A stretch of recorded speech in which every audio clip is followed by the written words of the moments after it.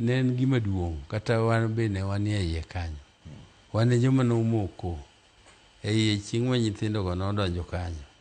Kendo sama ne gisechako luoro bunge mapok gidonjo e iye, to wabende ne waringo ka wajoin gi, ka wadhi irgi ka wawacho ni, nikech wabende kane waringo ga e ndara oko kanyo, to wabe kaka ne jogo gogino, e kaka wabe nigowa na gi bunde. Dongo kata mtoka Raila wuon ogogi milsas 8 te e ndara oko kanyo ka ji demonstrate.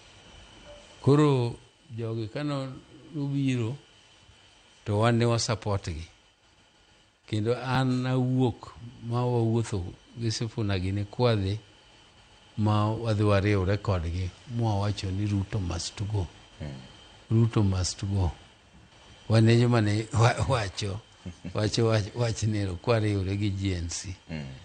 To bang'e kane aduogo chien, to koro wang'iyo ni to must go. To kodhi, what happens? What happens? What is there mani ma concrete ma koro wacho ni koro ma otimre? Ero ne nyithindogo nong'iso fundamentally ni gik moko koro ne gidhi one step further than us. But the agenda manegi propound was the same as ours. Gik manegi wacho te, the high cost of living, kianango, gigo te gini emane wa demonstrate negi, mane wating'o ne kata sufuria ewi wato jopiny ne miyowa support maduong'. To wane waduogo chien mana mwawacho mana kaka wacho ni from the beginning. Ni wait a minute, kik wawe piny kethre. To tich mar tiyo ni jopiny mondo jogi fulfill agenda gi gik mane gi promise jopiny.